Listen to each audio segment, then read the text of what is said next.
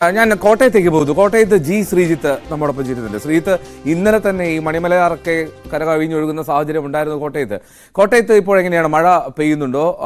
അവിടെ ഇത്തരത്തിൽ ഈ താഴ്ന്ന പ്രദേശങ്ങൾ വെള്ളത്തിലാവുന്ന സാഹചര്യമൊക്കെ അത് പെട്ടെന്ന് റിപ്പോർട്ട് ചെയ്യാറുണ്ട്.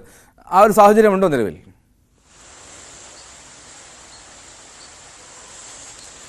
എൽദോ, ആ ഒരു സാഹചര്യത്തിലേക്ക് കാര്യങ്ങൾ എവിടെ എത്തിയിട്ടില്ല. കരകവിഞ്ഞ് ഒഴുകിയിട്ടില്ല പുഴകൾ. ഈ കൈത്തോടുകളാണ് ചിലയിടങ്ങളിൽ അത്തരത്തിൽ മിനിയാന്ന വൈകുന്നേരം പെയ്ത മഴയിൽ പെട്ടെന്നുണ്ടായ മഴയിലൊരു മഴവെള്ള പാച്ചിൽ പോലെ ഉണ്ടായിട്ടുള്ളത്. ജില്ലയിൽ എവിടെയും നദികളിൽ അപകട നില തരണം ചെയ്തിട്ട് മുന്നറിയിപ്പ് നിലയിലേക്ക് പോലും വെള്ളം എത്തിയിട്ടില്ല എന്നുള്ളതാണ് ജില്ലാ ഭരണകൂടം അറിയിക്കുന്നത്.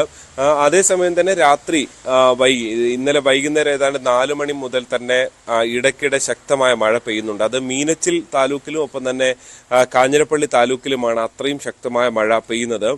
കോട്ടയം, വൈക്കം ഉൾപ്പെടെയുള്ള താലൂക്കുകളിലും മഴ ഇടയ്ക്ക് പെയ്യുന്നുണ്ട്. പക്ഷേ തുടർച്ചയായി മഴ പെയ്യുന്നത് ഈ 2 താലൂക്കുകളിലാണ്. സ്വാഭാവികമായിട്ടും കോട്ടയത്തിന്റെ കിഴക്കൻ മേഖലകളാണ് ഇവ രണ്ടും.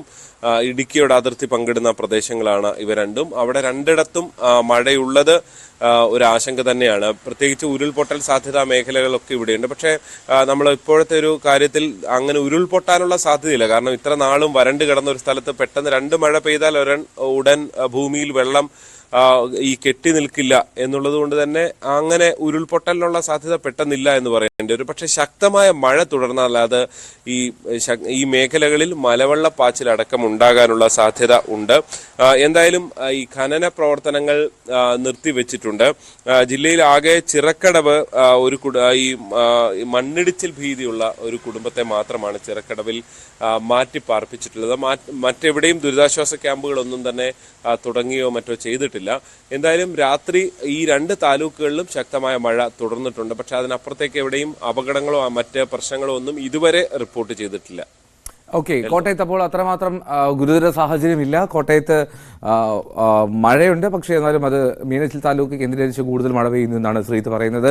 നദികളിൽ ആശങ്ക ഉണ്ടാക്കുന്ന വിധത്തിലുള്ള ജലനിരപ്പ് ഉയർന്നിട്ടുമില്ല. Okay Sreeth, thank you. ഇനി ശശിനാരായൺ പത്തനംതിട്ടയിൽ നിന്ന്, ഒപ്പം പ്രിൻസ് ജെയിംസ് ഇടുക്കിയിൽ നിന്നും നമ്മോടൊപ്പം പങ്കുചേരും.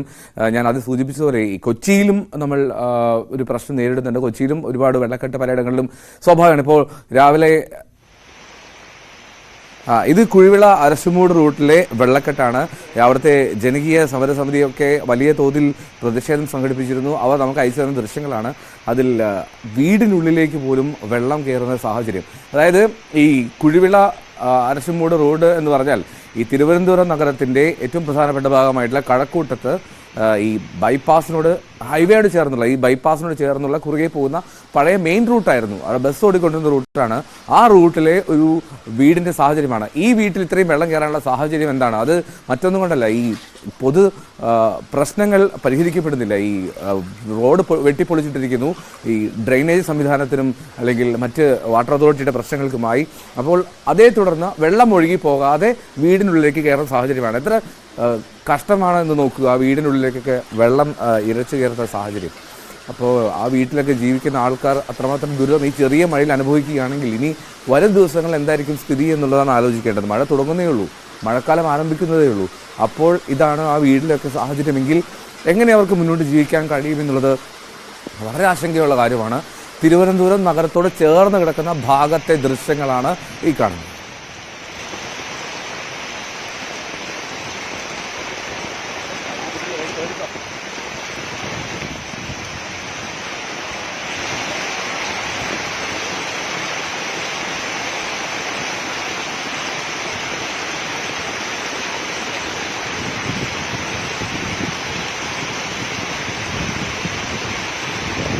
മതി.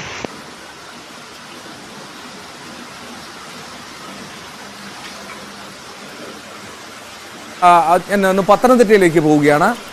പത്തനംതിട്ടയിൽ നിന്ന് ശശിനാരായണൻ നമ്മോടൊപ്പം ചേരുന്നുണ്ട്. ശശി, നമ്മൾ ഈ പത്തനംതിട്ടയിലെ മഴ അതിലെ ആശങ്കയിലേക്ക് എത്തിയിട്ട് അധികം നാളായില്ല. ഈ പ്രളയത്തിൻ്റെ ഒരു സാഹചര്യമൊക്കെ എത്തിയപ്പോൾ മുതൽ തന്നെ പത്തനംതിട്ടയിൽ മഴ പെയ്ത വലിയ ആശങ്കയാണ്. പ്രത്യേകിച്ചും നമുക്കറിയാവുന്ന പോലെ തിരുവല്ല പോലുള്ള പ്രദേശങ്ങളിൽ. അപ്പം എന്താണ് നിലവിലത്തെ അവസ്ഥ? അവിടെ പത്തനംതിട്ടയിൽ വലിയ മഴയുണ്ടോ? നിലവിലെ പത്തനംതിട്ടയിൽ ഇപ്പോൾ ചാറ്റൽ മഴ മാത്രമാണുള്ളത്. മലയോര മേഖലയിൽ ശക്തമായ മഴ പെയ്യുന്നുണ്ടെന്നുള്ള വിവരമാണ് നമുക്ക് ലഭിക്കുന്നത്. എന്തായാലും പത്തനംതിട്ടയിൽ ഇന്നലെ ഉച്ച മുതൽ ശക്തമായ മഴ ഉണ്ടായിരുന്നു. പക്ഷേ രാത്രി നല്ല മഴയുണ്ടായിരുന്നു. പക്ഷേ അതിനുശേഷം നേരം ഇപ്പം പുലർച്ചയോടുകൂടി തന്നെ മഴയ്ക്ക് അല്പം ശമനമുണ്ട്. ഉച്ചയ്ക്ക് ശേഷം 8 മണിക്ക് ശേഷം ശക്തമായ മഴ ഉണ്ടാവുമെന്നാണ് കാലാവസ്ഥ പ്രവചനമുള്ളത്. എന്തായാലും ഇന്നും നാളെയും റെഡ് അലർട്ടാണ് ജില്ലയിൽ പ്രഖ്യാപിച്ചിട്ടുള്ളത്. അതിന്റെ അടിസ്ഥാനത്തിൽ ഈ മണ്ണിടിച്ചിലുള്ള മേഖലകളൊന്നും ജലനിരപ്പ് ഉയരുന്ന നദിയുടെ ജലനിരപ്പ് ഉയരുന്ന പ്രദേശങ്ങളിലൊക്കെ ആളുകളെ മാറ്റി പാർപ്പിക്കാനുള്ള നിർദ്ദേശം ഇന്നലെ തന്നെ ജില്ലാ ഭരണകൂടത്തിന്റെ നിർദ്ദേശത്തെ തുടർന്ന് നടപടികൾ ആരംഭിച്ചിട്ടുണ്ട്. ഏകദേശം 44ഓളം ക്യാമ്പുകൾ സജ്ജമാക്കാൻ വേണ്ടിയാണ് ഉദ്യോഗസ്ഥർക്ക് ജില്ലാ ഭരണകൂടം നിർദ്ദേശം നൽകിയിട്ടുള്ളത്. കിഴക്കൻ മലയോര മേഖല, അതായത് കൊക്കാത്തോട്, ചിറ്റാർ, തണ്ണിത്തോട് തുടങ്ങിയ മലയോര മേഖലകളാണ് ഇത്തരത്തിൽ ദുരന്ത സാധ്യതയുള്ള മേഖലകൾ. ഈ പ്രദേശങ്ങളിൽ താമസിക്കുന്ന ആളുകളെ മാറ്റി പാർപ്പിക്കുന്നതിന് വേണ്ടിയാണ് ഇത്തരത്തിൽ ക്യാമ്പുകൾ സജ്ജമാക്കിയിട്ടുള്ളത്. പക്ഷേ നിലവിൽ ആരെയും ഇപ്പോൾ മാറ്റി പാർപ്പിക്കുകയോ മറ്റു കാര്യങ്ങളോ ചെയ്തിട്ടില്ല. പക്ഷേ വരും മണിക്കൂറുകളിൽ മഴ ശക്തമായാൽ ഒരുപക്ഷെ ഈ പ്രദേശങ്ങളിൽ താമസിക്കുന്ന ആളുകളെ മാറ്റി പാർപ്പിക്കേണ്ടതായി വരും. അതിനുള്ള ഒരു മുന്നൊരുക്കം ജില്ലാ ഭരണകൂടത്തിന്റെ നേതൃത്വത്തിൽ നടപ്പിലാക്കിയിട്ടുണ്ട്. എന്തായാലും ഈ അതിതീവ്ര മഴ പെട്ടെന്ന് തന്നെ മണിക്കൂറിൽ 115 മില്ലിമീറ്റർ മുതൽ 204 മില്ലിമീറ്റർ മഴ ലഭിക്കുമെന്നാണ് മുന്നറിയിപ്പുള്ളത്. അതിന്റെ അടിസ്ഥാനത്തിലാണ് ഇത്തരത്തിലൊരു മുൻകരുതൽ ജില്ലാ നടപ്പിലാക്കിയിട്ടുള്ളത്. നദികളുടെ ജലനിരപ്പും കാര്യമായ രീതിയിലൊന്നും ഇതുവരെ ഉയർന്നിട്ടില്ല. 3 നദികൾ, പമ്പയും അച്ചൻകോലും മണിമലയാറും, ഈ 3 നദികളും സാധാരണഗതിയിൽ ശക്തമായ മഴ ലഭിക്കുന്നത് ജലനിരപ്പ് ഉയരാൻ സാധ്യതയുണ്ട്. ആ പശ്ചാത്തലത്തിലാണ് നദീ തീരങ്ങളിൽ താമസിക്കുന്നവരെ മാറ്റി പാർപ്പിക്കാൻ നിർദ്ദേശം നൽകിയിരിക്കുന്നത്. ഗവി അടക്കമുള്ള മലയോര മേഖലയിലെ വിനോദസഞ്ചാര മേഖലയിലേക്കുള്ള സഞ്ചാരത്തിനും രാത്രികാല സഞ്ചാരത്തിനും വിലക്ക് ഏർപ്പെടുത്തിയിട്ടുണ്ട്. ജില്ലയിലെ കോറികളുടെ പ്രവർത്തനം നിർത്തിവെക്കാനും കളക്ടർ നിർദ്ദേശം നൽകിയിട്ടുണ്ട്. അത്തരത്തിൽ ഒരു മുന്നൊരുക്കം ജില്ലാ ഭരണകൂടം മഴയുമായി ബന്ധപ്പെട്ട് ഇപ്പോൾ നടപ്പിലാക്കിയിട്ടുണ്ട്. കാരണം വെള്ളപ്പൊക്കമുള്ള മേഖലയാണ്, മണ്ണിടിച്ചുള്ള പ്രദേശങ്ങളുണ്ട്, ഉരുൾപൊട്ടൽ സാധ്യതയുള്ള പ്രദേശമുണ്ട്. ഇത്തരത്തിൽ ജില്ലയിലെ വിവിധ സ്ഥലങ്ങളിൽ ഇത്തരത്തിലുള്ള സാഹചര്യം നിലനിൽക്കുന്ന പശ്ചാത്തലമാണ് ഇത്തരത്തിൽ മുന്നൊരുക്കങ്ങൾ ജില്ലാ ഭരണം എടുത്തിട്ടുള്ളത്. നിലവിൽ ജില്ലയിൽ നിന്നും അത്തരത്തിലൊരു അനിഷ്ടസംഭവങ്ങളോ കാര്യങ്ങളോ ഇതുവരെയില്ല. പക്ഷേ ഇന്നലെ മുതൽ തുടങ്ങിയ മഴ ഇപ്പം അല്പം ശമനമുണ്ട്. വരും മണിക്കൂറുകളിൽ മഴ ശക്തമാവുമെന്നാണ് കാലാവസ്ഥാ നിരീക്ഷണ കേന്ദ്രം മുന്നറിയിപ്പ് നൽകിയിട്ടുള്ളത്. ശശി, നമ്മളിപ്പോൾ ഈ ദൃശ്യങ്ങളിൽ ഈ മരമൊക്കെ ഒടിഞ്ഞ് ബസ്സിന് മുകളിലേക്ക് വീണ സാഹചര്യം കാണുന്നുണ്ട്. ഇതെവിടെയാണ് സ്ഥലം? ശശി തന്നെ നൽകിയ ദൃശ്യങ്ങളാണെന്ന് കരുതുന്നു. ഈ മരമൊക്കെ റോഡിലേക്ക് വീഴുന്ന സാഹചര്യമൊക്കെ ഉണ്ടായിരുന്നോ ഇന്നലെ വൈകിട്ടുമല്ലോ?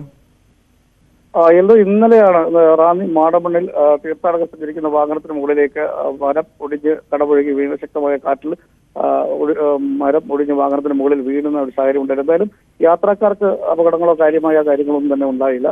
പക്ഷേ ഇന്നലെ രാത്രിയിൽ മലയോര മേഖലയിൽ ശക്തമായ കാറ്റ് ഉണ്ടായിരുന്നു. അതിന്റെ അടിസ്ഥാനത്തിലാണ് ഇത്തരത്തിൽ റോഡുകളിലൊക്കെ ചിലയിടങ്ങളിൽ ഗതാഗത തടസ്സം ഉണ്ടാകുകയും വൈദ്യുതി ബന്ധം മുടങ്ങുകയും ചെയ്തു. പക്ഷേ അത് കാര്യമായ രീതിയിലുള്ള ഗ്രാമപ്രദേശങ്ങളിൽ കാര്യമായ രീതിയിലുള്ള ഒരു പ്രശ്നങ്ങളൊന്നും ഉണ്ടാക്കിയില്ല. പക്ഷെ അതപ്പോൾ തന്നെ പരിഹരിക്കുകയും ചെയ്തു. അത്തരത്തിൽ ചില സാധ്യതകൾ വരും മണിക്കൂറുകളിൽ മഴ ശക്തമായാൽ ജില്ലയിൽ ഉണ്ടാകാൻ സാധ്യതയുണ്ട് എന്നുള്ളതാണ് ജില്ലാ ഭരണകൂടത്തിന്റെ വിലയിരുത്തൽ. അതിന്റെ അടിസ്ഥാനത്തിലാണ് ഞാൻ നേരത്തെ സൂചിപ്പിച്ച പോലെ തന്നെ മുന്നൊരുക്കങ്ങൾ സജ്ജമാക്കിയിട്ടുള്ളത്. ക്യാമ്പുകൾ 44 ക്യാമ്പുകൾ, ഏറ്റവും കൂടുതൽ ക്യാമ്പുള്ളത് കോന്നിയും അതുപോലെ തന്നെ റാന്നിയിലുമാണ്. ആ ക്യാമ്പുകളെല്ലാം അതും ഈ നേരത്തെ സൂചിപ്പിച്ച പോലെ തന്നെ ഈ മണ്ണിടിച്ചിലും ഉരുൾപൊട്ടലുള്ള സാധ്യതയുള്ള പ്രദേശങ്ങളിലെ ആളുകളെ മാറ്റി പാർപ്പിക്കാനുള്ള നിർദ്ദേശങ്ങളാണ് നൽകിയിട്ടുള്ളത്. എല്ലാ ഉദ്യോഗസ്ഥരും അവധിയിൽ പ്രവേശിച്ചിട്ടുള്ള ഉദ്യോഗസ്ഥരെല്ലാം ഹാജരാകണം എന്നുകൂടി നിർദ്ദേശിച്ചിട്ടുണ്ട്. ഇന്നും നാളെയും റെഡ് അലർട്ടാണ്. 21-ാം തീയതി ഓറഞ്ച് അലർട്ടാണ്. പക്ഷേ ഓറഞ്ച് അലർട്ടിന്റെ അന്നും സമാനമായ റെഡ് അലർട്ടിന്റെ രീതിയിൽ മഴ ലഭിക്കുമെന്നുള്ള ഒരു മുൻകരുതൽ കൂടിയുണ്ട്. എന്തായാലും പ്രളയബാധിത ഒരു ജില്ല എന്ന നിലയ്ക്ക് വലിയ കാര്യക്ഷമമായി തന്നെയാണ് ജില്ലാ ഭരണകൂടം ദുരന്ത നിവാരണ അതോറിറ്റിയും മഴയുമായി ബന്ധപ്പെട്ട് ജില്ലയിൽ എടുത്തിട്ടുള്ളത്. എന്തോ ഓക്കെ, റൈറ്റ്. പത്തനംതിട്ടയിൽ നിന്നുള്ള വിവരങ്ങളാണ് ശശിനാരായണൻ പങ്കുവച്ചത്. പത്തനംതിട്ടയിലെ പലയിടങ്ങളിലും മഴ, അത് നല്ല മഴയുണ്ടായിരുന്നു. പക്ഷേ ഇപ്പോൾ അത് ശമനം വന്നിട്ടുണ്ട് എന്നുള്ളതാണ് ശശിനാരായണൻ റിപ്പോർട്ട് ചെയ്യുന്നത് അവിടെ നിന്ന്. എന്നാൽ അതുപോലെ തന്നെ മറ്റ് മേഖലകളിലും മഴ തുടരുന്നുണ്ട്. നേരത്തെ സൂചിപ്പിച്ച പോലെ ഇത് 3 ജില്ലകളിലാണ് റെഡ് അലേർട്ട് ഉള്ളത്. അപ്പോൾ തിരുവനന്തപുരത്ത് തീരമേഖലകളിലെ വീടുകളിൽ പലയിടത്തും വെള്ളം കയറി. തീരമേഖല എന്ന് മാത്രമല്ല, നഗരത്തോട് ചേർന്ന് നിൽക്കുന്ന പലയിടങ്ങളിലും വെള്ളക്കെട്ടുണ്ട്. കെട്ടിടങ്ങൾക്കുള്ളിലേക്ക് വെള്ളം കയറുന്ന സാഹചര്യമുണ്ട്. പത്തനംതിട്ട, കോട്ടയം, ഇടുക്കി, ഈ 3 ജില്ലകളാണ് റെഡ് അലേർട്ട്. നമ്മൾ ഇടുക്കിയിലേക്കാണ് പോകുന്നത്. ഇടുക്കിയിൽ പ്രിൻസ് ജെയിംസ് ആണ് നമ്മോടൊപ്പം ഇടുക്കിയിൽ നിന്ന് ചേരുന്നത്. പ്രിൻസ്, ഈ മഴക്കാലം എത്തിയാൽ ഹൈറേഞ്ചുകാർക്ക് ഒരു നെഞ്ചിടിപ്പാണ്, നമുക്കറിയാം. അപ്പോൾ എന്താണ് അവിടെ ഹൈറേഞ്ചിലേക്ക് മഴ, അത് ഈ ഭീകരമായി എത്തുന്നുണ്ടോ അതോ നേരിയ തോതിൽ മഴ പെയ്തു പോകുന്നതേ ഉള്ളൂ? ഇന്ന് രാവിലെ മുതൽ മിക്ക പ്രദേശങ്ങളിലും ശക്തമായ മഴ തന്നെയാണ് പെയ്യുന്നത്. ഇടുക്കി ജില്ലയിൽ ശക്തമായ ഒരു മഴ പ്രിൻസിന്റെ ഓഡിയോ ചെറിയൊരു പ്രശ്നം ഫീൽ ചെയ്യുന്നു. എന്താണെങ്കിലും അല്പം കൂടി നെറ്റ്വർക്കിന്റെ പ്രശ്നമാണെന്ന് തോന്നുന്നു. എന്താണെങ്കിലും ഇടുക്കിയിൽ മൂന്ന് ജില്ലകളിൽ റെഡ് അലേർട്ട് ഉള്ളതിൽ ഒന്ന് അത് ഇടുക്കിയാണ്. 4 ജില്ലകളിൽ ഓറഞ്ച് അലേർട്ട് ഉണ്ട്. അപ്പോൾ മലയോര മേഖലകളിലൊക്കെ യാത്ര ചെയ്യുന്നവർ സൂക്ഷിക്കണം. ജാഗ്രതയോടുകൂടി മാത്രമേ ഈ മഴക്കാലത്ത് നമ്മളായിട്ടുള്ള കരുതൽ എടുക്കുക എന്നുള്ളതാണ്. അപ്രതീക്ഷിതമായിട്ടുള്ള ഈ വെള്ളത്തിൻ്റെ ഒഴുക്കൊക്കെ വളരെ കരുതലോട് മാത്രം, പ്രത്യേകിച്ചും ഇരുചക്ര വാഹനത്തിൽ യാത്ര ചെയ്യുന്നവരാണ് ഏറ്റവും ശ്രദ്ധ പുലർത്തേണ്ടത് എന്ന് തോന്നുന്നു. ഞാൻ പ്രിൻസിലേക്ക് ഒരിക്കൽ കൂടി ഒന്ന് പോകുന്നു. പ്രിൻസ്, കേൾക്കാമോ?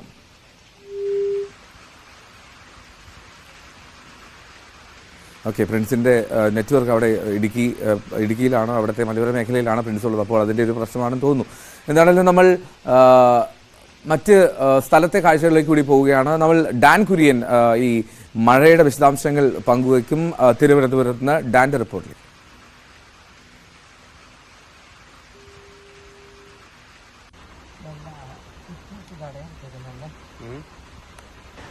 തെക്ക് കിഴക്കൻ ബംഗാൾ ഉൾക്കടലിൽ ഇന്ന് കാലവർഷം എത്തിയേക്കുമെന്നാണ് കേന്ദ്ര കാലാവസ്ഥാ നിരീക്ഷണ കേന്ദ്രം നൽകിയിരിക്കുന്ന മുന്നറിയിപ്പ്. വരുന്ന 22-ാം തീയതിയോടെ ആദ്യ ന്യൂനമർദ്ദം രൂപപ്പെട്ടേക്കും. 31-ാം തീയതിയോടെ കേരള തീരത്ത് കാലവർഷം എത്തിയേക്കും എന്ന് തന്നെയാണ് കാലാവസ്ഥാ നിരീക്ഷണ കേന്ദ്രത്തിന്റെ വിലയിരുത്തൽ. കടലോര മേഖലകളിലേക്കും മലയോര മേഖലകളിലേക്കും വിനോദസഞ്ചാരത്തിന് ഉൾപ്പെടെ കർശനമായ നിരോധനം ഏർപ്പെടുത്തിയിരിക്കുകയുമാണ് ജില്ലാ ഭരണകൂടം. കടലോര മേഖലകളിലേക്കുള്ള യാത്രകൾ പരമാവധി ഒഴിവാക്കണമെന്നും മലയോര മേഖലകളിലേക്ക് രാത്രി യാത്രകൾ ഒരു തരത്തിലും അനുവദിക്കാനാവില്ല എന്നുമാണ് ജില്ലാ ഭരണകൂടത്തിന്റെ നിലപാട്. എല്ലാ ദുരന്ത നിവാരണ വിഭാഗത്തോട് ഏത് സാഹചര്യം വന്നാലും നേരിടാൻ സജ്ജരായിരിക്കണമെന്ന നിർദ്ദേശവും നൽകിയിട്ടുണ്ട്. കാരണം തിരുവനന്തപുരത്തും ഇടുക്കിയിലും പത്തനംതിട്ട ഉൾപ്പെടെയുള്ള ജില്ലകളിലും വരുന്ന 3 ദിവസത്തേക്ക് അതിതീവ്രമായ മഴയുണ്ടായേക്കുമെന്നും മറ്റിടങ്ങളിൽ ഒറ്റപ്പെട്ട ശക്തമായ മഴയുണ്ടായേക്കുമെന്ന മുന്നറിയിപ്പാണ് കേന്ദ്ര കാലാവസ്ഥാ നിരീക്ഷണ കേന്ദ്രം നൽകിയിരിക്കുന്നത്. കാലവർഷം തുടങ്ങുന്നതിന് മുമ്പ് തന്നെ വേനൽ മഴയുടെ ഭാഗമായി അതിശക്തമായ മഴ പല ജില്ലകളിലും റിപ്പോർട്ട് ചെയ്ത പശ്ചാത്തലത്തിലാണ് മുന്നറിയിപ്പ് നൽകിക്കൊണ്ട് കൃത്യമായി കാലാവസ്ഥാ നിരീക്ഷണ കേന്ദ്രവും രംഗത്തെത്തിയിരിക്കുന്നത്. പൊന്മുടി ഉൾപ്പെടെയുള്ള മലയോര മേഖലകളിലേക്ക് വിനോദസഞ്ചാരത്തിനായി ആരും ഈ ദിവസങ്ങളിൽ പോകരുത് എന്നാണ് ജില്ലാ കളക്ടർ നൽകിയിരിക്കുന്ന നിർദ്ദേശം. ഇനിയൊരു അറിയിപ്പുണ്ടാകുന്നതുവരെ കടലോരത്തുള്ള വിനോദസഞ്ചാരത്തിനും നിരോധനം ഏർപ്പെടുത്തിയിരിക്കുകയാണ് എന്നും ജില്ലാ കളക്ടർ ജെറോമിക് ജോർജ് അറിയിച്ചിട്ടുണ്ട്. എന്തായാലും കാലവർഷം ശക്തി പ്രാപിക്കുന്ന തരത്തിലേക്ക് കാര്യങ്ങൾ എത്തുന്നതിന് മുമ്പ് തന്നെ വേനൽ മഴയും അതിശക്തമായി പെയ്യുന്നതാണ് ഈ പ്രകൃതിക്ഷോഭങ്ങളിലേക്ക് നയിക്കുന്ന ഒരു സാഹചര്യം സംസ്ഥാനത്ത് തീരമേഖലകളിലടക്കം ഉണ്ടാക്കുന്നത്. എന്തായാലും തിരുവനന്തപുരം ഉൾപ്പെടെയുള്ള ജില്ലകളിലാണ് കനത്ത ജാഗ്രതാ നിർദ്ദേശം കാലാവസ്ഥാ നിരീക്ഷണ കേന്ദ്രത്തിന്റെ ഭാഗത്ത് നിന്ന് ഇപ്പോഴുണ്ടായിരിക്കുന്നത്.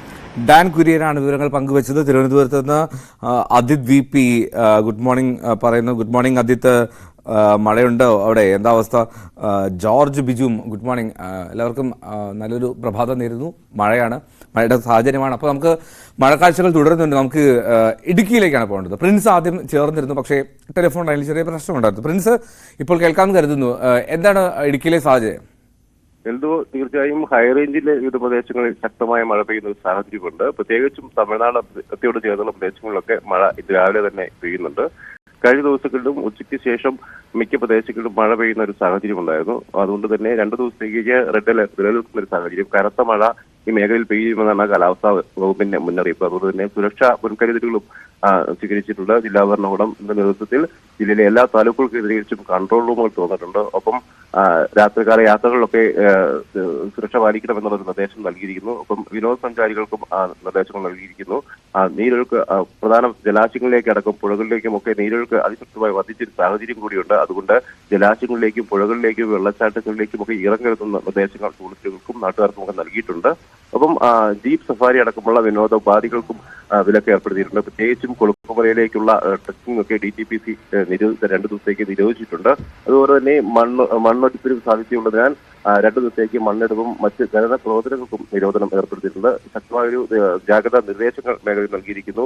മണ്ണിടിച്ചിലുള്ള സാധ്യതയുണ്ടെന്ന് തന്നെയാണ് ജില്ലാ ഭരണകൂടം അറിയിച്ചിരിക്കുന്നത്. കഴിഞ്ഞ ദിവസങ്ങളിലൊക്കെ മഴ പെയ്ത സാഹചര്യത്തിൽ പ്രത്യേകിച്ച് തമിഴ്നാട് അതിർത്തിയോട് ചേർന്നുള്ള പ്രദേശങ്ങളിലൊക്കെ വിവിധ മേഖലകളിൽ മണ്ണ് ഒലിക്കുന്ന സാഹചര്യം, മണ്ണിടിയുന്ന സാഹചര്യം ഉണ്ടായിരുന്നു. ഒപ്പം മരങ്ങളൊക്കെ കടപുഴകി വീഴുന്ന ഒരു സാഹചര്യം കൂടി ഉണ്ടായിരുന്നു. അതുകൊണ്ട് തന്നെ സുരക്ഷാ മുൻകരുതലുകൾ സ്വീകരിച്ചിരിക്കുന്നു. റവന്യൂ വകുപ്പിന്റെയും ഫയർഫോഴ്സിന്റെയും ഒക്കെ നേതൃത്വത്തിൽ ശക്തമായ സുരക്ഷാ മുന്നൊരുക്കങ്ങളൊക്കെ സ്വീകരിച്ചിട്ടുണ്ട്. എങ്കിൽ പോലും ജനങ്ങളോട് ജാഗ്രത പുലർത്തുന്നുള്ള നിർദ്ദേശങ്ങളാണ് ജില്ലാ ഭരണകൂടം നൽകിയിരിക്കുന്നത്. ഒപ്പം ടൂറിസം കേന്ദ്രങ്ങളിലേക്കും എത്തുന്ന സഞ്ചാരികൾക്കും ഒക്കെ നിർദ്ദേശങ്ങൾ നൽകിയിരിക്കുന്നു.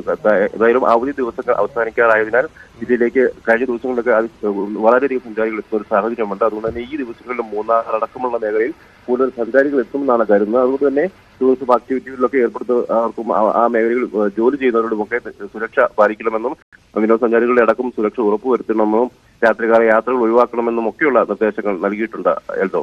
Okay, right. പ്രിൻസ് ആണ് വിവരങ്ങൾ പങ്കുവച്ചത്. ഈ മലയോര മേഖലയിലേക്ക് യാത്ര ചെയ്യുമ്പോൾ ഈ മണ്ണിടിച്ചിൽ സാധ്യതയൊക്കെ ഉണ്ടോ എന്ന് ഓർത്തു വയ്ക്കുക. വളരെ സൂക്ഷ്മതയോട് മാത്രം വാഹനങ്ങളിൽ മലയോര മേഖലയിലേക്ക് പോവുക. പ്രിൻസ്, താങ്ക് യു ജോയിൻ ചെയ്തതിന്. ഇനി ഈ മഴയുടെ കാഴ്ചകൾ വരുമ്പോൾ അതിൽ നമ്മൾ ഏറ്റവും ശ്രദ്ധിക്കേണ്ട കാര്യങ്ങളൊന്നാണ് ഈ പ്രധാനമായും ഈ ഹൈ റേഞ്ചിലേക്കുള്ള യാത്ര. അപ്പോൾ ഈ ഹൈ റേഞ്ചിലേക്കുള്ള യാത്രകൾ അത് സൂക്ഷിച്ച് വേണം, വളരെ കെയർഫുള്ളായി തന്നെ വേണം ഓരോ ചുവടും മുന്നോട്ട് വയ്ക്കാനെന്നുള്ളത്. എന്നാലും ഇതൊരു വേനൽ മഴയുടെ തുടക്കം മാത്രമാണ്. വേനൽക്കാലത്തിൻ്റെ ഭാഗമായിട്ടുള്ള മഴയെ തന്നെ കരുതുമ്പോൾ യഥാർത്ഥ വർഷകാലത്തിലേക്ക് എത്തുമ്പോൾ ഇതിലും കൂടുതൽ മഴയ്ക്ക് സാധ്യതയുണ്ട്. അപ്പോൾ ഇതൊരു ആദ്യ ഘട്ടമായി തന്നെ കരുതി നമുക്ക് ഈ വേനൽ മഴയെ നേരിടാം. പക്ഷേ പലയിടങ്ങളിലും വലിയ തോതിൽ വെള്ളക്കെട്ട്, റോഡിൽ ചെളി, വീടിനുള്ളിൽ വെള്ളം, അങ്ങനെ ഒരുപാട് സാഹചര്യങ്ങളുണ്ട്. നമുക്ക് എത്രയും പെട്ടെന്ന് പരിഹരിക്കാൻ കഴിയും എന്ന് പ്രതീക്ഷിക്കാം. പരിഹരിക്കാൻ കഴിയട്ടെ. ഓക്കെ, ഞാൻ ആദ്യം ഈ കുഴിവിള തിരുവനന്തപുരം കഴക്കൂട്ടത്തെ കുഴിവിളയിൽ നിന്നുള്ള ദൃശ്യങ്ങൾ കാണിച്ചു. ഇതാണ് ഈ കുഴിവിള അരശുമൂട് റോട്ടിലെ, നമ്മൾ നേരത്തെ കഴിഞ്ഞ ദിവസം ന്യൂസ് 18 ക്യാമ്പയിനിലും ഈ റോഡിനെ കുറിച്ച് നമ്മൾ സംസാരിച്ചതാണ്. ഞാൻ അവിടുത്തെ ഈ ജനകീയ സമരസമിതിയിലെ പ്രേംലാൽ ഇപ്പോൾ നമ്മളിപ്പോൾ ടെലിഫോൺ ലൈനിലുണ്ട്. പ്രേംലാൽ, നമ്മളന്ന് കണ്ടിരുന്നു. എനിക്ക് ആ ദൃശ്യങ്ങൾ അയച്ചു തന്നപ്പോൾ എനിക്ക് അമ്പരപ്പ് തോന്നി. കാരണം വീടിനുള്ളിൽ ഈ ചെറിയ മഴയിൽ, വേനൽ മഴയുടെ തുടക്കത്തിൽ തന്നെ ഇത്രമാത്രം വെള്ളം കയറുമെങ്കിൽ ഇനിയുള്ള മുന്നോട്ടുള്ള സ്ഥിതി എന്താകും? നിങ്ങൾ എങ്ങനെ അവിടെ ജീവിക്കും? ഇന്നലെ രാത്രി പെയ്ത മഴയിൽ ഈ പ്രദേശത്തുള്ള എല്ലാ വീടുകളും വെള്ളത്തിനടിയിലായിരുന്നു. കാര്യം ഇന്നലെ രാത്രി മുതൽ ഞങ്ങളുടെ രക്ഷാപ്രവർത്തനങ്ങൾ തുടങ്ങി. ഒരുപാട് കുടുംബങ്ങൾ ഇവിടെ നിന്ന് മാറ്റി പാർപ്പിച്ചു ഇന്നലെ രാത്രി തന്നെ. അതിന്റെ വീഡിയോസും അതിന്റെ കാര്യങ്ങളൊക്കെ എല്ലാം ഉണ്ട്. ആ ദൃശ്യങ്ങൾ ഇപ്പൊ നമ്മൾ ഓണറിൽ പോകുന്നുണ്ട്, നമ്മളിപ്പോ ടെലിവിഷനിൽ കാണിക്കുന്നുണ്ട്. പ്രേമലാൽ അയച്ചിരുന്ന വീഡിയോ തന്നെയാണത്. അതെ. അപ്പൊ ഈ വീട്ടിനകത്ത് ഇപ്പം എല്ലായിടത്തും വെള്ളം കയറി, അങ്ങനെ ഭയങ്കര പ്രശ്നമായിട്ടിരിക്കുകയാണ്. അപ്പൊ ഇന്നലെ ഈ ജനകീയ സമിതി ഉണ്ടാക്കിയത് കൊണ്ട് മാത്രം നമുക്ക് ഈ ഇവിടെയൊക്കെ വെള്ളം കയറി എന്നുള്ള ഈ വാട്സപ്പ് ഗ്രൂപ്പിലൂടെ അറിയാൻ പറ്റി. അതാണ് ഇപ്പൊ ഏറ്റവും വലിയൊരു നാട്ടുകാർക്കൊരു ആശ്വാസമായിട്ടിരിക്കുന്നതാണ്. ഈ വീട്ടിലൊക്കെ ഉണ്ടായിരുന്ന ആളുകൾ ഇപ്പൊ ആ വീട്ടിലെ ദൃശ്യങ്ങളാണ് കണ്ടുകൊണ്ടിരിക്കുന്നത്. ആ വീട്ടിലൊക്കെ ഏതാണ്ട് മുട്ടിന് മുകളിൽ ഉള്ളിൽ വെള്ളം കയറുന്ന സാഹചര്യമുണ്ട്. അപ്പൊ അവിടെയുള്ള ആളുകളൊക്കെ അവിടെ മാറ്റി വേറെ ഏതെങ്കിലും സ്ഥലത്തേക്ക് അവരൊക്കെ സുരക്ഷിത സ്ഥലങ്ങളിലോട്ട് മാറ്റി. ഇന്നലെ രാത്രി തന്നെ എല്ലാവരും മാറ്റി. കാര്യം ബന്ധു വീട്ടുകളിലോട്ടും പണിയൊക്കെ ചെയ്തുകൊണ്ടിരിക്കുന്ന പുതിയ കെട്ടിടങ്ങളിലും അതിന്റെ മുകളിലോട്ടൊക്കെ മാറ്റിയിരിക്കുകയാണ്. എല്ലാവരും അങ്ങോട്ട് ഉയർന്ന പ്രദേശങ്ങളിലോട്ട് മാറ്റിയിട്ടുണ്ട്. ഇപ്പം അതുപോലെ തന്നെ ഈ ഡ്രെയിനേജിന്റെ പൈപ്പിന് വേണ്ടി കുഴിയെടുത്ത വലിയ കുഴിയെടുത്തില്ലേ, ആ വിറ്റ് കുഴികളെടുത്ത കുഴികളെല്ലാം ഇടിഞ്ഞു താന്നിരിക്കുകയാണ്. അപ്പൊ അതിനകത്ത് വലിയ ഗർത്തങ്ങളായി. അപ്പൊ ആ റോഡ് വഴി ആർക്കും നടക്കാൻ പറ്റുന്നില്ല. അങ്ങനെ ഇന്നലെ രാത്രി തന്നെ അതുവഴി ജോലി കഴിഞ്ഞ് വന്ന ആൾക്കാരൊക്കെ എല്ലാം വേറെ സ്ഥലത്തൂടെയാണ് മാറ്റി ഞങ്ങൾ വഴിതിരിച്ചു വിടിയിട്ടത്. ഓക്കെ, അതായത് ഈ ഡ്രെയിനേജിന് വേണ്ടി എടുത്ത വലിയ ഗർത്തങ്ങൾ, അതായത് JCB ഉപയോഗിച്ചെടുത്ത വലിയ കുഴികൾ അത് ഇടിഞ്ഞു വീണു. ഇടിഞ്ഞു. അടിയിൽ ഈ തുരങ്കം JCB കുഴിച്ച് എടുത്ത ഇതുകൊണ്ട്, അല്ലാതെ ഈ തുരങ്കം പോലെ കുഴിച്ചിട്ട് പൈപ്പ് വലിച്ചൂരി മാറ്റിയ അടിയിലുണ്ടായിരുന്നു ആ കുഴികൾ. അതെല്ലാം വെള്ളം കയറിയപ്പോഴത്തേക്ക് കൊണ്ട് ഇടിഞ്ഞു താന്നിരിക്കുകയാണ്. ഓക്കെ, അപ്പോൾ ആ വഴിയിൽ വാഹനങ്ങളെല്ലാം നടക്കാനും പറ്റില്ല. വാഹനമല്ല, രാത്രി നടക്കാൻ പറ്റത്തില്ല. രാത്രി ആർക്കും നടക്കാൻ പറ്റത്തില്ല. കുഴി ഏതാണ്, വെള്ളം ഏതാണ്, റോഡ് ഏതാണെന്ന് തോന്നില്ല.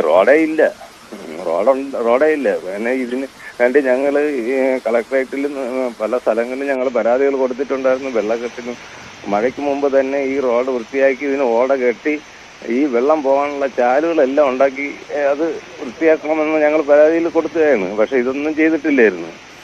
ശരി, ഈ ഒറ്റ മഴയിൽ ഈ വീട്ടിലൊക്കെ ഇത്രയും വെള്ളം കയറുന്നൊരു സാഹചര്യം, നിങ്ങൾ ഈ രാത്രിയിൽ ഈ ഉണ്ടായ പ്രശ്നം അത് നഗരസഭയെയോ അല്ലെങ്കിൽ അധികൃതരെയോ ആരെങ്കിലും അറിയിച്ചോ? എന്തെങ്കിലും റെസ്പോൺസ് ഉണ്ടായോ ജനപ്രതിനിധികളുടെ ഭാഗത്ത്? എന്തെങ്കിലും ജനപ്രതിനിധികളുടെ ഭാഗത്ത് ഇതുവരെയ്ക്കും ഒരു ഇതും ഉണ്ടായിട്ടില്ല. കാര്യം ഇതുവരെയ്ക്കും ഈ നേരം വെളുക്കുന്നതിനകത്ത് വരെ ഇതുവരെയ്ക്കും ഒരു അറിയിപ്പ് നമുക്ക് കിട്ടിയിട്ടില്ല, ഒന്നും ഉണ്ടായിട്ടില്ല. ഓക്കെ. അപ്പൊ നിങ്ങൾ ഇനി മുന്നോട്ട് എന്താണ് എന്തെങ്കിലും നിങ്ങൾ സമരസമിതിയുടെ ഭാഗത്ത് എന്തെങ്കിലും നിലപാടെടുക്കുന്നുണ്ട്? എന്തെങ്കിലും ഇനി ഞങ്ങള് അടുത്ത വാഴ നട്ട് അങ്ങനെയുള്ള പ്രതിഷേധങ്ങൾ ചെയ്യാൻ വേണ്ടി ഉള്ള പരിപാടിയാണ് ഇരിക്കുന്നത്. കാര്യം 8 വർഷമായിട്ട് ഈ റോഡ് ഈ പരുവായിട്ട് കിടക്കുകയാണ്. അപ്പൊ കുടിക്കാനോ വെള്ളമില്ല. ഈ മലിനവെള്ളം അത്തരം കിണറുകളെല്ലാം നശിച്ചു. ഇന്നലത്തെ മഴയത്ത് എല്ലാ കിണറുകളിലും ഈ മാലിന്യങ്ങളും വേസ്റ്റുകളും അത്രയും ഇറങ്ങി കുടിക്കാൻ പോലും വെള്ളമില്ലാത്ത സ്ഥിതിയിലാണ് ഇരിക്കുന്നത് ഇപ്പൊ അവിടെ. ഈ വീട്ടിലൊക്കെ വെള്ളം ഇറങ്ങി തുടങ്ങി, അതോ ഇപ്പോഴും ആ സാഹചര്യം തന്നെയാണ്? വെള്ളം ഇറങ്ങിയിട്ടില്ല. വെള്ളം അതുപോലെ നിൽക്കുന്നുണ്ട്. ഏകദേശം മുട്ടോളം വെള്ളം ഇപ്പോഴും നിൽപ്പുണ്ട് അകത്ത്. വെളിയിലത്തെ അവസ്ഥ ഇതിന് ദുരിതമാണ്. എത്ര വീടുകളുണ്ട് ഇത്രയും പ്രശ്നം? ഇപ്പൊ ഒരു 10-15 വീട് ഒരു ഭാഗത്ത് തന്നെ. പിന്നെ നമുക്ക് എത്തിപ്പെടാൻ പറ്റാത്ത സ്ഥലങ്ങളുണ്ട്. അവിടെയൊന്നും എത്തിപ്പെടാൻ പറ്റിയിട്ടില്ല ഇതുവരെയ്ക്കും. കാര്യം ആരൊക്കെ എങ്ങനെയാണ് കാര്യം വാട്സാപ്പോ ഫോണോ അങ്ങനെ ഉള്ള ഇല്ലാത്ത സ്ഥലങ്ങളും ഉണ്ട്. അപ്പൊ അവരൊന്നും ഇങ്ങനെ വിളിച്ച് പറഞ്ഞിട്ടില്ല. നമ്മള് ഗ്രൂപ്പ് വഴി വന്ന മെസ്സേജ് അനുസരിച്ച് ഇന്നലെ രാത്രി ഒരു 10-25ഓളം കുടുംബങ്ങൾ നമ്മൾ അത്രയും പ്രദേശത്ത് താഴ്ന്നവരൊക്കെ രക്ഷിച്ചു. ഓക്കെ, ശരി പ്രേംലാൽ. എന്താണേലും ഈ തിരുവനന്തപുരം കഴക്കൂട്ടത്തിനടുത്തുള്ള ഈ കുഴിവിള എന്നുള്ള സ്ഥലമാണത്. കുഴിവിള ഈ അരശുമൂട് റോഡ്, അത് നേരത്തെ ബസ് സർവീസ് ഉണ്ടായിരുന്നു. ഇപ്പോൾ കഴിഞ്ഞ 8 വർഷത്തിലേറെയായി, ഏതാണ്ട് 9 വർഷമായി കുത്തിപ്പൊളിച്ചിട്ടിരിക്കുകയാണ്. അതായത് അതിലൂടെ യാത്ര പോലും സാധ്യമല്ലാത്ത രീതിയിൽ ഈ ഡ്രെയിനേജിനും വാട്ടർ അതോറിറ്റിയുടെ പൈപ്പ് ലൈനും ഒക്കെ ആയിട്ട് ഇങ്ങനെ കുഴിച്ചിട്ടിരിക്കുന്നു. ഈ 8-9 വർഷമായിട്ട് ഈ ഭാഗത്തുള്ള ജനങ്ങൾക്ക് യാത്ര ദുസ്സഹമാണ്. അപ്പോൾ എന്താണെങ്കിലും അവിടുത്തെ ഒരു മഴക്കാഴ്ചയാണ് കണ്ടത്. ഈ ചെറിയ മഴയിൽ ആ വീട്ടിലൊക്കെ 10 വീടുകളിലേറെ ആ ഒരു പ്രദേശത്ത് മാത്രം, ഒരു ഭാഗത്ത് മാത്രം ഇങ്ങനെയൊക്കെ വെള്ളം കയറിയെന്ന് പ്രേംലാൽ പറയുന്നു. അപ്പോൾ ആലോചിച്ച് നോക്കുക, ഇനിയുള്ള സമയങ്ങളിൽ അടിയന്തരമായി, വളരെ അടിയന്തരമായി തന്നെ ഇടപെടണം എന്നുള്ള കാര്യത്തിൽ യാതൊരു സംശയവുമില്ല. അപ്പോൾ എന്തായാലും മഴ തുടങ്ങിയതിൻ്റെ പ്രശ്നങ്ങൾ അത് നമുക്ക് പ്രകടമായി തന്നെ മനസ്സിലാക്കി തുടങ്ങുന്ന ദൃശ്യങ്ങളാണ് പ്രേംലാൽ പങ്കുവച്ചത്. ഞാൻ ഒരു ഇടവേളയിലേക്ക് പോവുകയാണ്. ഇടവേളയ്ക്ക് ശേഷം നമ്മൾ മറ്റു വാർത്തകളിലേക്ക് മടങ്ങിയെത്തും. Morning wax.